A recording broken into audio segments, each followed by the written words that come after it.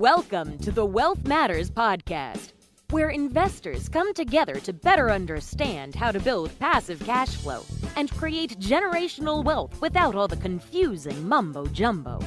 Here's your host and co-author of Amazon #1 bestseller, Alpesh Pamar. Welcome to Wealth Matters podcast. Hope everyone is doing great on this Friday. We are going to have Felecia Froe. She's the MD and is also the owner of Money with Mission, an investment company focused on empowering professional women to build wealth and achieve financial freedom through social impact investing. So I love both of this. Felecia is, of course, empowering women, which is really important. And also she's talking about social impact investing. That is what I prefer to do. I, of course, and all of us as real estate investor, we want to make money. But if we can make an impact while making money, that's a win-win for everyone around us. So I appreciate that, Felecia. And as a real estate syndicator, Felecia has partnered with like-minded investors and raised money for several social impact projects, including a residential assisted living home in Kansas City. And with her partners at the Eco Alliance Group, she has worked to provide healthy food options to food desert areas with indoor vertical farms and grocery stores. This is awesome. Welcome, Felecia. Thank you. Thanks, Alpesh. It's good to be here. Absolutely. So we start with this question with everyone. Tell us something interesting or funny about yourself. So I listened to your other podcast, so I knew this question was coming. And so I was trying to decide what story am I going to tell, something, interesting in and of itself or something interesting and embarrassing. So I'm going to go for the interesting and embarrassing one. I'm just going to back a little background. I was born in Alabama, lived in the Midwest, and then had kids. And one of my daughters, Reed, my youngest daughter, was into acting. My parents we didn't go to aquariums. Basically I had coloring books, blah, blah, blah. You're going to understand why I'm telling you this in a minute. And I took my daughter to an acting competition in San Diego. Okay. And she and I went, had some time off, and we went to the aquarium. I'm so embarrassed. And so we're walking around the aquarium and we see the seahorse exhibit. This came out of my mouth. Seahorses are real? I'm in my 40s, you guys. Reed looked at me and said, "Mom." And then I was like, truly, I did not know they were real. I knew coloring books. I knew all these things. And for me, it was just after I got over my embarrassment and talked to the people that would laugh at me and then get over it. They're like, but it's like a whole new place, new world opened up for you. Something you didn't know existed now exists. And it just goes into what you don't know right. Until you know it. So that's my ears are hot now from having told that story. I don't think I've ever said that on anything where a whole bunch of people can laugh at me. It is funny. Oh, that's yes. Great. So let's talk about investment and side hustles, right? So what was your very first investment and how did it work out for you? Okay, so my first investment was a single family house. I started real estate investing after I read Rich Dad, Poor Dad, Little Purple Book. All of us did. All of us started there. And as I was a physician, a urologist, I had a patient that would come in all the time. And, this thing is in my mind about real estate investing, but I'm afraid, I'm scared. It's not something I know anything about. And I just happened to ask her what she did. And she said, "I'm a real estate investor." We talked about that. She came in several times for several appointments, and we talked about it regularly, actually. And my husband and I at the time were looking for properties. We found one. And Jamie, this woman, went with me to look at it. And after we walked around, and she had been buying properties in that neighborhood. They were very, very active. She had been, like I said, buying properties in that neighborhood. She went through the house with me and she looked at me and said, "Look, if you don't buy this house, I'm going to buy it. If you buy it, I'll let you use our team to renovate it.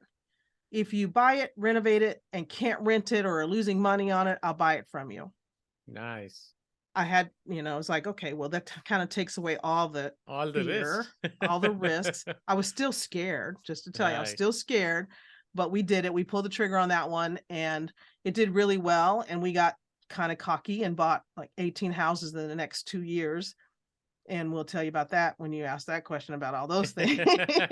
Yes, that's coming. But how was that first investment? How did it work out for you? It did really well. We got Jamie didn't have to buy it from us. We were really Nice. excited. We got it rehabbed. We were making money. Like I said, we were excited, so excited that we're like, we bought like 3 other houses in that neighborhood. We just really, really ramped up really quickly because that went really well. And it was like 6 months that we bought it, had it rehabbed, had it rented, and we were good Nice. to go. It was Oh, really good.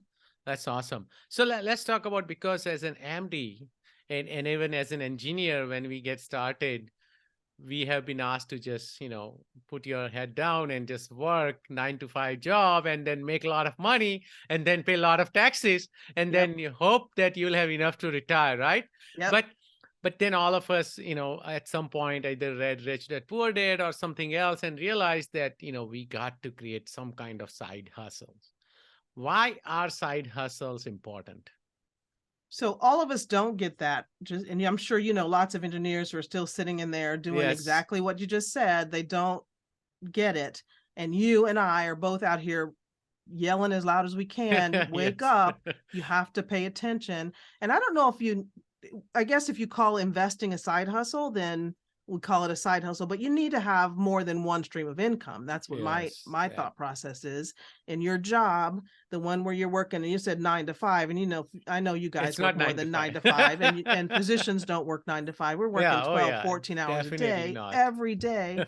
And then you're done. And I'm sure like I know physicians who are 70, 75 still practicing, and not Yes. necessarily because they still love it, but they didn't do the things they needed to do. They thought Right. retirement, the 401k, they thought that whatever We'll take care retirement of plan they them. had was going to take care of them. And if they retired at a time where the market was down, they can't live the life they want to live.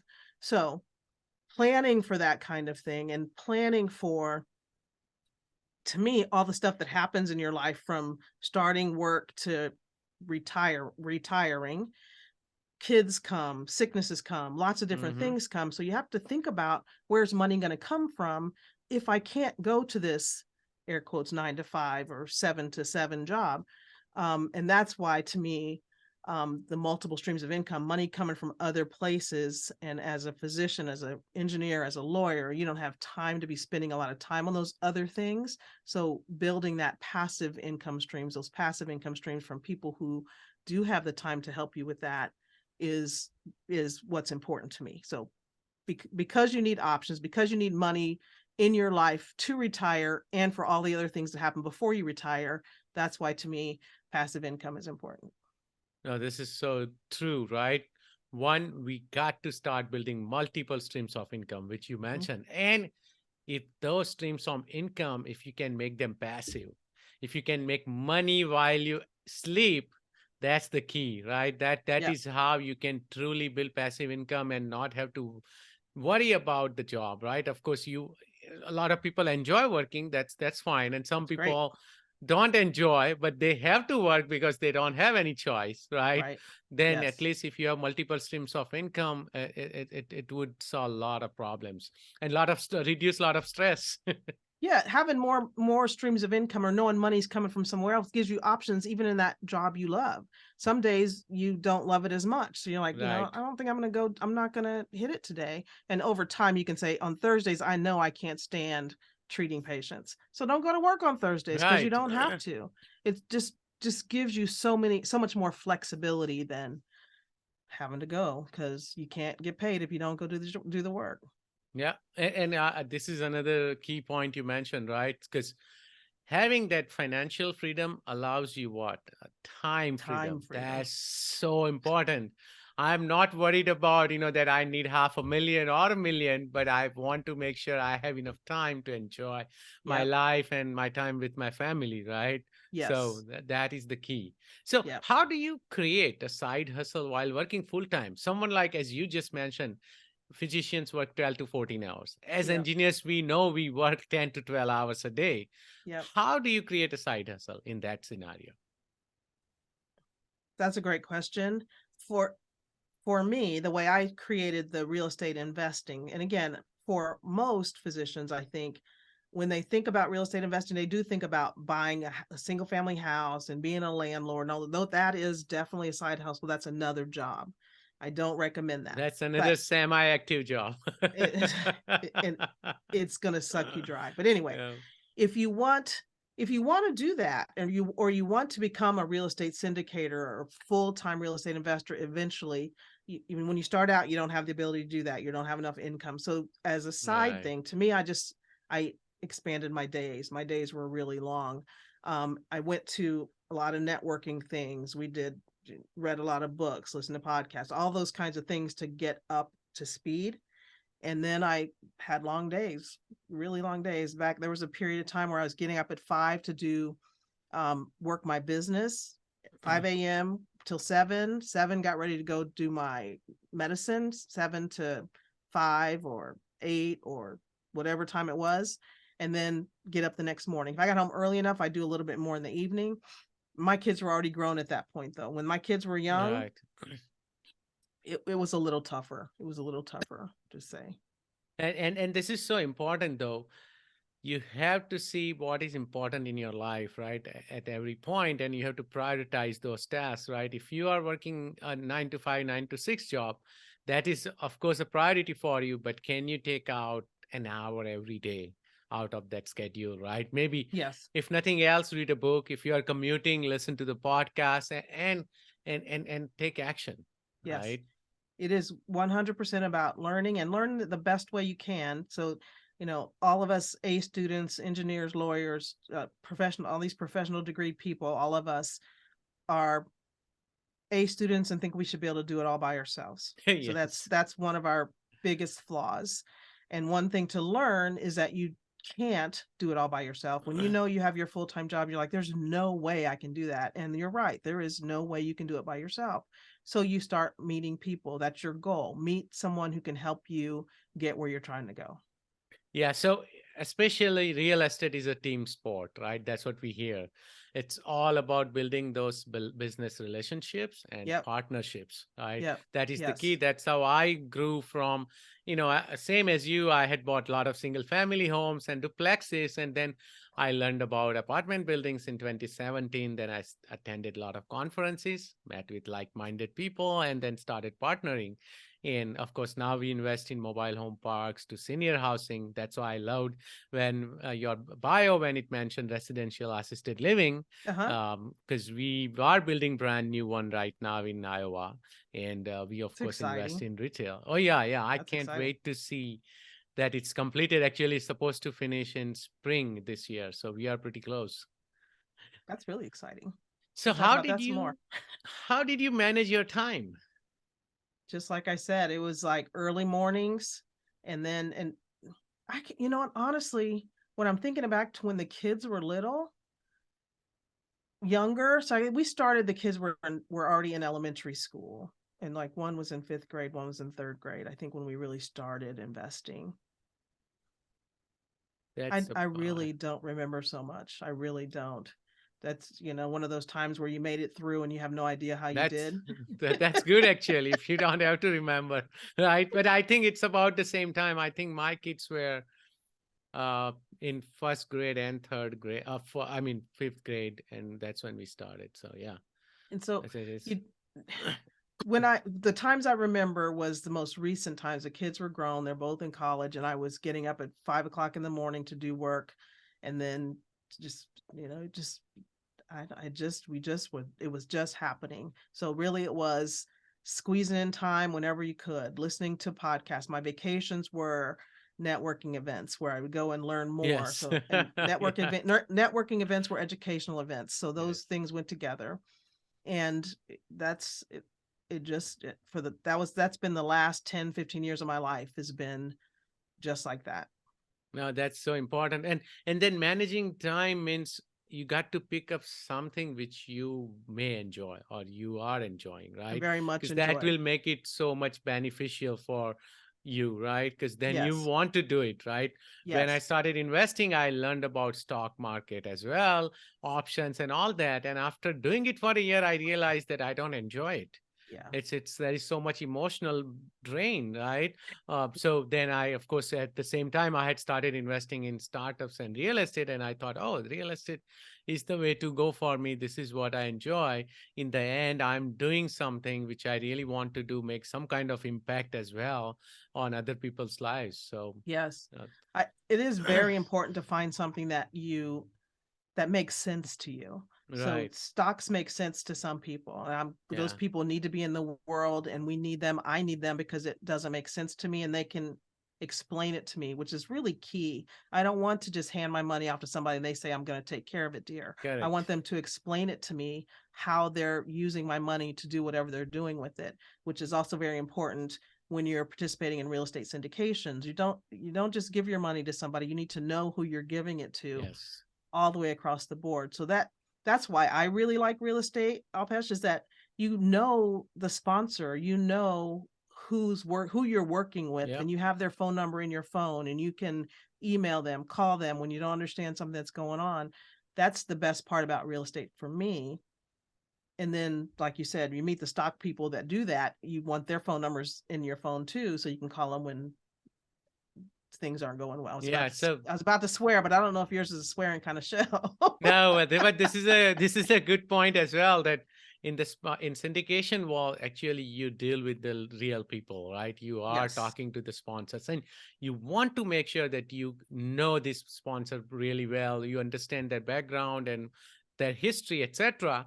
In the stock world, if you invest in Apple stock, you can't just call Tim Cook and say, "Oh, I want to talk to you because I'm gonna give you some ideas and whatnot," right? So so it's different. You think you have control, but you don't. At least Yeah. in real estate world, you have some kind of control with your investment. Yes. Right. 100%. 100%. It's like having your doctor. You want to Yeah. go into that office and have that person to talk to, and know them, and not just be the person behind the curtain like in Wizard of Oz, where you don't even know who they are, what's going on, or why they think the way they think. With real estate investors, with syndications, you know who the sponsor is and why they think the thing they're doing makes sense, and they can explain it to you, and if it makes sense for you, it makes sense. If it doesn't, you find another deal, and there are always lots of deals. Right. Right. So let's talk about women, right? And you had mentioned this in your bio. Why is it important for women to have multiple streams of income? It's just what we talked about earlier, just so that you have options, number one. And can you everybody here has probably been at a time where they did not have money. They Right. didn't have the Of cash course. they needed to take care of what they want to take care of. And how much fun is that? Not fun at all. So No. when you have money coming in, when you don't have money coming in, you have your job. You have to go to work. You have to go to, read another brief. If you're an attorney, you have to go and do what engineers do, because I never quite understand. You guys all do different things. Or you go and you have another day of 10 surgeries to do. It's drudgery when you know that you have to go and do that. When money's coming in from somewhere, and you go to your bank account and you look in there and you're like, I just got $1,000 and I didn't even have anything to do with that except I invested my Right. money. That's fun. And you could go Yep. do what you want with that $1,000. You could reinvest it. You can go to dinner. You could take a trip. That's the importance of money, is what we talked about earlier: time, freedom, options, and fun. It is Yeah. really to have a good time. Bank accounts are great. We need some money in the bank, but just having it sitting there does nothing for you but Nope. lose. So let it work for you I while you have agree. fun. And is it possible to really have a positive social impact and make money? It is. We all know it is. We know Yep. it is. Even if you don't think about doing the two things together, I believe most people want to leave something positive in the world. They want to leave it Yes. better than it was when they were here. So even if you invest in everything so you can make a bunch of money and leave it to what you want to leave it to, or improve it after you make, that's fine. Or you can choose to invest in assisted living homes where you're going to make the lives of families of elderly plus elderly better. You can choose to invest in grocery stores and food deserts where you're going to improve the health of an entire community, or invest in um, um, affordable housing where you get the Mobile home parks. Yeah. mobile home parks for lower income. That is really stable. It's just there's so many different ways with our investing to have a positive social impact that it's you whatever's your thing, you can find it. It does not have to be strict philanthropic. You're just putting your money out there. And I'm going to just put this one little thing out there. When you donate your money to causes, if you'll think about that as an investment, because you really are investing in something, whether you're going to get a Yes. financial return or a social impact return, you are looking for a return. So all of it's investing, all of it's putting your money to work for you. Very well said. Now let's talk about your investments again. What are some of the mistakes you have Oh made my with your gosh. investments? Okay, so like I said, we started with that one property and we built up to 18, and this was in 2006 to 2007. So the year that came next, so everything was falling apart in 2007. Yes. We were not awake enough to realize that. In 2008, everything fell apart. We were poorly capitalized, so what we did not have enough money to really keep up with everything. So we were working with borrowed money, and that money dried up. So we Right. couldn't get all our places rehab. We had several houses in different stages of rehab. Ultimately, to get to the end of the story, we lost them all. Took a big old loan out from a bank. A bank gave us a signature loan, $50,000. We thought that would be enough. It wasn't enough. And it was either keep digging this hole, this Yeah. debt hole, or call it a day.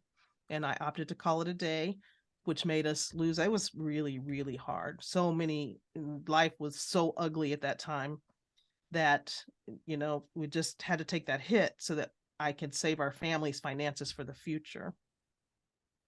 So the lesson learned was always have enough money to do the things you need to do, whether or have a plan. So if all the things you have plan A, B, C, D, and E, so that you can just work down the line if something goes bad. And things go bad with almost every deal. Something Yes. happens with almost every deal that throws you off.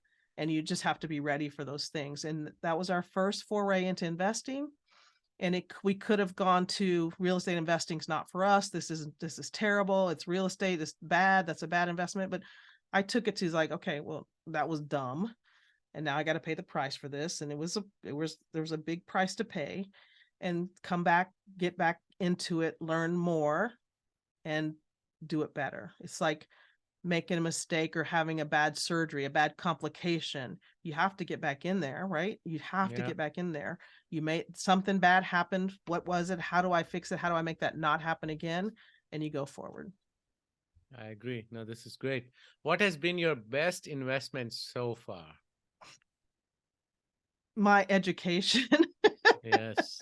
That it is truly my personal development and my education in real estate and all things money has been the best investment. We have a assisted living home that's doing okay. I've learned some lessons from that, which means there's been a lot of hard times. Yes. I've got the grocery store. I've learned a lot of lessons from that. Working on the indoor control, everything is just a lesson. It's like learning how to walk. You walk, you fall down, you get up, you figure out what happened, go again. So none of them have gone perfectly yet. Right. And I don't know if anybody's ever have. Sometimes there's bigger Nope. problems and lesser problems, but I don't know that any of them ever go perfectly. We have gotten investors' money back, so that's always good. When you look Yes. at the end of the day, it's like, okay, this is okay. As hard as it's been, this is okay. So yes, the biggest investment, the best investment has been in my own education, by far, by far. Oh, this is so good. Thank you so much. This was a lot of fun. Are you ready for fire round? I'm ready. Go. Would you be changing any business or investment strategy because of inflation or the upcoming recession? No, I think the only thing that'll change is to just have to do harder due diligence and really look at things a lot differently. Social impact is still needed, if not more. What I am doing, and I started doing this before, I've been doing this for the last couple of years, learning a lot more about tax credits and how some government things really help you do well in real estate investing. It can really help increase the return for investors, and it can increase your impact. So that whole opportunity zone thing was just the beginning, and that's only a very Yes. small part of social impact investing. So there's so many places that need real estate investors to invest, or investors to invest in that city, town, people. So it's just a matter of finding the places where you can get both things, big social impact and nice returns for investors. Oh, that's awesome. Favorite real estate, finance, or any other related book? Never Split the Difference. And I meant to Oh, look and Chris see what it's called. Voss. I love that. Chris, that's right. Chris Chris Voss. Voss. It's a I love that great book. book. I love that book. And it's not just about negotiating real estate, it's negotiating everything. Everywhere. Everything. One of my friends and clients, OBGYN, and we talk, she's reading the book, and we talking about doing a book club with other physicians about this is how you negotiate what you want everywhere, with your kids, with your spouse, with your patients, boss, with your hospitals. It's perfect. I love that book. I agree. Because if you think about it, we are negotiating every day. Every day. It's somewhere, sometime, even in our minds. I feel like, okay, do you want to do this or not? It's like you are trying to figure out. You're negotiating yourself. That's right. Any tool or website you recommend or you cannot live without? Google. No, of course. Hopefully you're not searching Google for medicine advice, right? Like rest of us do. No, exactly. God, that I can't do without. No, I don't think so. I mean, Google, really, not Google search Drive, but I use Google Drive for everything, for my newsletters. I love Zoom, because like how did life work without Zoom? That's about, those are the things that everybody else uses. Yeah. Any advice for beginner investors? Yeah. The biggest thing is invest in your education. Really spend a lot of time learning, understanding. When you're starting to invest, think about what you really want. And money is a thing, but what do you want that money to do for you? So that's your why. When people say know your why, yes, it's for money. Of course it's for money, but money by itself is nothing. It's just, okay, some stuff in your hand. What do you want that to do for you? And then go about figuring out how to make that happen. You want to be active in the thing and spend more time with it, get out of medicine, get out of legal, whatever you're doing. You don't want to do that anymore and go full-time into real estate. That's a plan. You want to keep doing what you're doing, but have some options. Then that's a whole nother skill set to learn. So it really is about investing in yourself and understanding what you want to do. And there are so many different ways to figure that out, help understand. Once you know what you want, there are a ton of different ways to get there. Thank you. How do you give back? So I give back with my podcast. So that's one thing. With my Money with Mission podcast, we do a lot of conversations with people and helping other people, especially professional women, understand real estate investing. I love that. I give back with adopting dogs. I have 3 of them. To the social impact investing. So my making money is tied to doing well in the community and in the world. So it's about making a big difference. How can my listeners reach out to you? You guys find us you can go to the website, moneywithmission.com, check out the podcast, Money with Mission podcast.